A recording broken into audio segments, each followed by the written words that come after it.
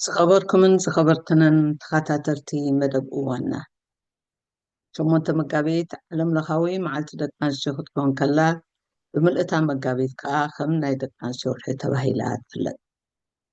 እዚ ምኽንያት ብምግባር ዝተፈላለየ መደባት ከነቕርብ ፀኒሕና። ሕቶ ደቂ ኣንስትዮ ናይ ሙሉእ ሕብረተሰብ ሕቶ ከም ምዃኑ መጠን ናይ ሎሚ መደብ ዘቕርበልና ቀዲም ተጋዳላይን ደራስን ብርሃነ ገብረትንሳኤ እዩ። ነቲ ቅና ትብል መፅሓፉ ንኣዴታት ኤርትራ ከውፍያ ከሎ ከምዚ ይብል። ነተን ሕብረተሰብን ሃገርን ኩለንተናዊ ዋጋ ዝኸፈላ ኣዴታት ኤርትራ ምስለ ብርሃን ግርመአንን ፅንዓተንን መዘከርታ ትኹነለይ። ካብ መፅሓፍ ታሪክ ኣዴታት ኤርትራን ዝተፃወተኦ ግደን ብኸፊሉ ትስንድ እያ። ስመይ ብርሃነ ሃይለ ሚካኤል ይበሃል። ኣብ ሕቡራት መንግስታት ኣሜሪካ ኣብ ቺካጎ እየ ዝቕመጥ። እዋና ብኣጋጣሚ 8 መጋቢት ሃገራዊ መዓልቲ ደቂ ኣንስትዮ ገለ ሓሳብ ክህብ ንዝሃባነ ዕድል ኣዝየ ይመስግን። ኣነ ብወገነይ ንነፍሰይ ከም ተሓላቒ፣ ተጣባቒ፣ ተዘናጋፂ፣ ኣድናቒ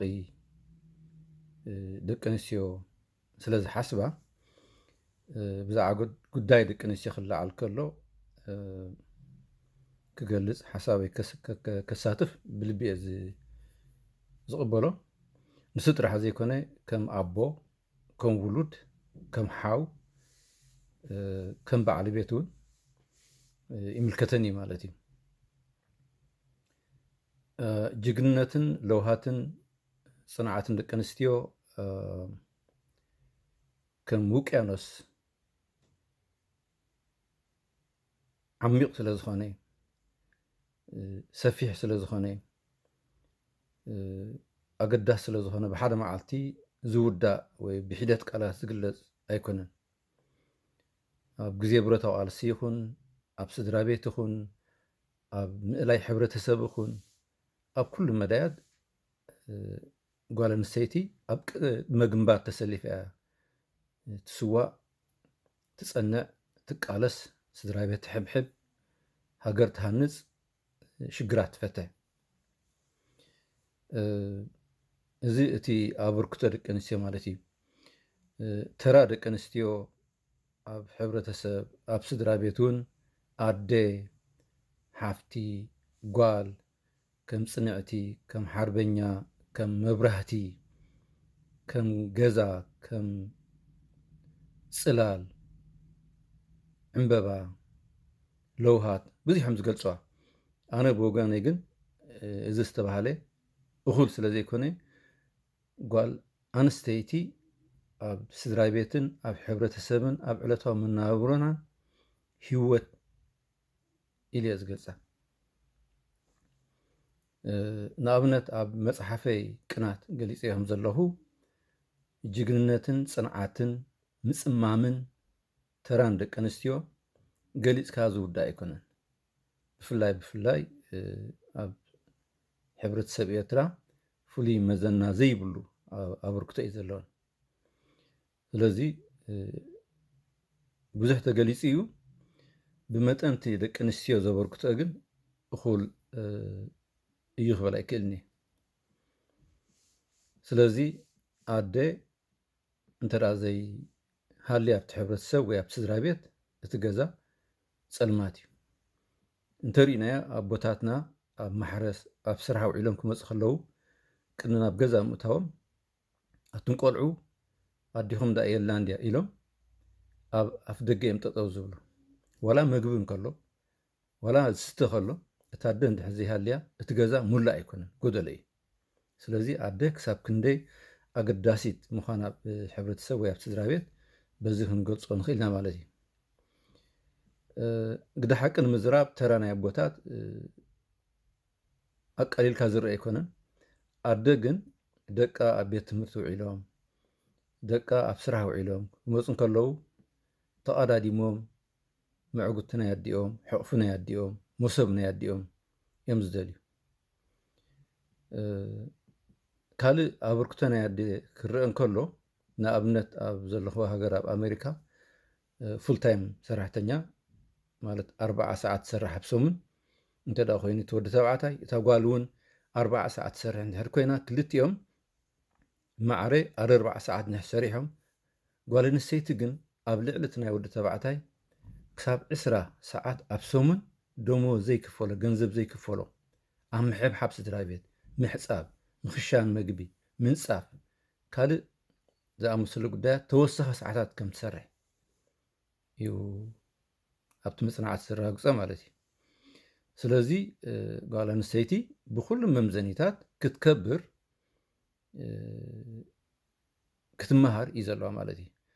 ብካልእ መንገዲ ንኣገዳስነት እመት እውን ጓል ኣንስተይቲ እንድሕር ተማሂራ ብምሉእ እቲ ሕብረተሰብ ከም ዝተምሃረ እዩ ዝሕሰብ።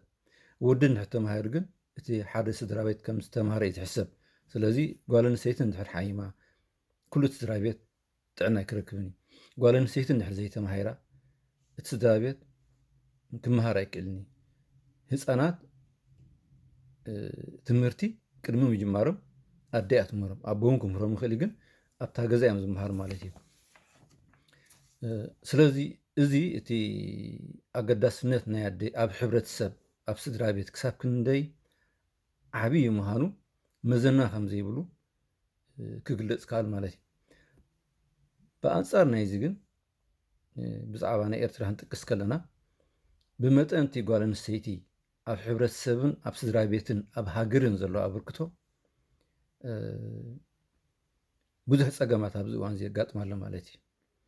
ከም ዝፍለጥ ጓል ኣንስተይቲ ድርብ ጭቆና እዩ ዘለዋ ይበሃል እዩ። ሓደ እቲ ኣብ ግዜ መግዛእቲ እቲ ናይ መግዛእቲ ነይሩ። ካልኣይ ከዓ እቲ መስፍናዊ ወይ ድማ ናይ ወዲ ተባዕታይ ፀቕጢ ወይ ናይቲ ሕብረተሰብ ድኹማ ኣተሓሳስባ ስለ ዘለዋ ድርብ ቃልሲ የድልያ ነይሩ ማለት እዩ። ኣብዚ እዋን ዝኸ ወላው ካብዚ እዋን እዚ መግዛእቲ ኣይሃሉ ብሃገርና እቲ ኣብ ኤርትራ ዘሎ ስርዓት ግን ካብ መግዛእቲ ንላዕሊ ኣብ ልዕሊ ደቂ ኣንስትዮ ልክዕ ከምቲ ኣብ ሕብረተሰብና ዝፍፀም ዘሎ ንብሙሉእ ሕብረተሰብ ማለት እዩ ብፍላይ ጓል ኣንስተይቲ ከዓ ተወሳኺ ኣደራ ኣለዋ። ንኣብነት ምብትታን ስድራ ቤታት ኣብዚ እዋን እዚ ካብቲ ብብዝሒ ዝረአ እዩ። ምብትታን ናብ ስደት ክኸውን ይኽእል እዩ። ምብትታን ናብ ሃገር ኣገልግሎት ክኸውን ይኽእል እዩ። ምብትታን ኣብ ማእሰርቲ ምብላይ ክኸውን ይኽእል እዩ። ደቃን ሰብኡተንን ኣሕዋተንን ቤተሰብንን ጥራሕ ግን ኣይኮኑን ንባዕለን ደቂ ኣንስትዮ ብዙሓት ብዘይ ፍርዲ ብዘይ ገደብ ግዜ ኣብ ማእሰርቲ ዝበልያ ዝሞታ ዝሳቀያ ደቂ ኣንስትዮ ማእለያ የብለን። ብዘይ ካዚ ካብ ኤርትራ እግሪ ኣውፅን ኢለን ናብ ኢትዮጵያ ናብ ሱዳን ናብ ካልእ ዘይተፈልጦ ቦታ ክኸዳ ዝተኣስራ ዝተዓመፃ ዝተቐትላ ብነጋዶ ሰብ ዝተሸጣ ማእለያ የብለን። ብዓብኡ ድኽነት እውን ኣሎ።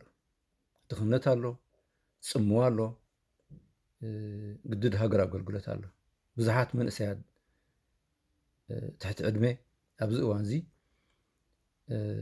ዕድላት ናይ ትምህርቲ ዕድላት ናይ ሓዳር ዕድላት ናይ ምውላድ ተነፊግዎን ኣብ ግድድ ሃገር ኣገልግሎት ወይ ድማ ኣብ ውሕስነት ዘይብሉ ማዓስከራት ናይ ስደተኛታት እየን ዝነብራ ዘለዋ።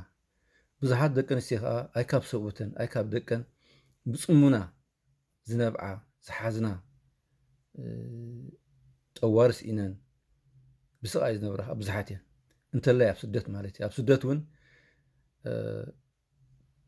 ብዙሓት ኣሓትናን ኣዴታትናን ካብ ስድራ ቤተን ተፈላለየን ውሕስነት ኣብ ዘይብሉ ቦታ መንበሪ ወረቐት ወይ ድማ ስራሕ ኣታዊ ዘይብለን ደቀን ዝናብያ ወይ ንውልቀን ዝነብራ እውን ብዙሓት እየን። ስለዚ እዝን ካብ ኮነቲ ኣብ ውሽጢ ኤርትራን ኣብ ስደትን ዘሎ ኩነታት መናብሩ ናይ ደቂ ኣንስትዮ እንታይ ክግበር ይከኣል? እንታይ ንግበር ንምፍትሑ? ዋላ እኳ ብኣጋጣሚ ናይ 8 መጋቢት ይጠቐስ እምበር ጉዳይ ደቂ ኣንስትዮ 24 ሰዓት ተዛሪብካ እውን ዝውዳእ ኣይኮነን። ተዘጋጥመንን ጅግንነትን እዚ ኩሉ ግዜ ክዝከር ኣለዎ። እፀገመንን ጅግንነትን ህልው ስለ ዝኾነ تقدامነት ክግበር ዘሎ ኣነ ዝብሎ ብወገነይ ብዓብዩ እቲ ጠንቂ ስደትን ዝኽትምናን ስቃይን ኮይኑ ዘሎ ስርዓተ ግደፍ ምውጋድ እዩ። ስርዓተ ግደፍ ክሳብ ዘሎ ሽግር ናይ ደቂ ኣንስትዮ ክፍታሕ ኣይክእልን እዩ። ክብሪ ናይ ደቂ ኣንስትዮ ክረጋገፅ ኣይክእልን እዩ። ብኻልኣይ ደረጃ ጓል ኣንስተይቲ ከም ፍጥርቲ ከም ወዲ ተባዕታይ መሰል ኣለዋ፣ ዓቕሚ ኣለዋ፣ ሓንጎል ኣለዋ። መሰላታ ብትኳቦ ከም ዘይወሃብ ኣረጋጊፃ ክትመሃር ኣለዋ። ተመክሮ ትቀስም ኣለዋ። ምንጪ ኣታዊ ክህልዋ ኣለዋ። ኣብ ወዲ ተባዕታይ ክትፅበ የብላን። ስለዚ ክትመሃር ኣለዋ፣ ተመክሮ ትቀስም ኣለዋ። ንነብሳ ድማ ንነብሳ ክብረት ከም ዘለዋ ትርጉም ከም ዘለዋ ክትሓስብ ኣለዋ። ኣነ ደኣ ጓል ኣንስተይቲ እንድየ ኣነ ደኣ እንታይ ዓቕሚ ኣለኒ ኢላ ነብሳ ከተዋድቕ ኣይግባእን እዩ። ክብሪ ኣለዋ፣ ኣበርክቶ ከም ዘለዋ ትኣምን ኣለዋ ማለት እዩ። ሳልሳይ ደቂ ኣንስትዮ ብቁጠባ ነብሰን ክኽእል ኣለወን። ተቐዲምና ዝበልናዮ ክመሃር ኣለወን። ብቁጠባ ከዓ ነብሰን ክኽእል ኣለወን። ተፀባይቲ ናይ ደቂ ተባዕትዮ ክኾና የብለን።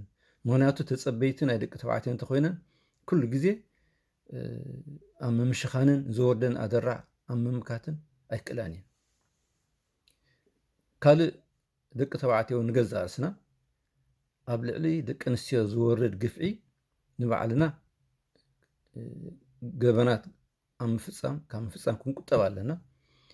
ነቲ ኣብ ልዕሊአን ዝፍፀም እውን ክንጣበቐሉን ክንማጎተሉን ክንሕለቐሉን ይግባእ። ምክንያቱ ኣሓትና እየን፣ ደቅና እየን፣ ኣዴታትና እየን። ብዘይብአን መሬት ኣይወጊሕን እዩ። ብዘይብአን ሰላማዊ ሂወት የለን። እቲ ገዛ ኩሉ ግዜ ፀልማት እዩ። ካልእ ኣብ ስደት ብቐንዱ እቲ ጠንቂ ናይቲ ፀገምና ትበዓሉ ዘለካ ተኾነ ኣብ ስደት መፂና እውን ሓያል ማሕበረኩም ክንምስርት ኣለና። ምምስራት ሓያል ማሕበረኩም እንታይ እዩ ዝሕግዝ? ፀገማ ዘለና ኣብቲ ዘለናይ ሃገር ዘሎ ዕድላት ክንጥቀመሉ፣ ደቅና ክመሃሩ፣ ደቂ ኣንስትዮ ፀገማተን ክፍታሕ፣ ዕድላት ስራሕ ክረኽባ፣ ኣብ ክንድብ ገዛ ጥራሕ ተሓፂረን ዝተርፋ ክመሃራን ተመክሮ ቀስማን ክላለያን ኣብቲ ቃልሲ እውን ግቡእ ተርእን ከበርክታ ተኮይነን ኣገዳሲ ወይ ሓያል ማሕበረኩም ክንምስርት እውን ሓጋዚ ዝብል ኣረኣየ ዘለኒ። ስለዚ ኩልና ኣብ ጎድን ደቂ ኣንስትዮ ክንስለፍ፣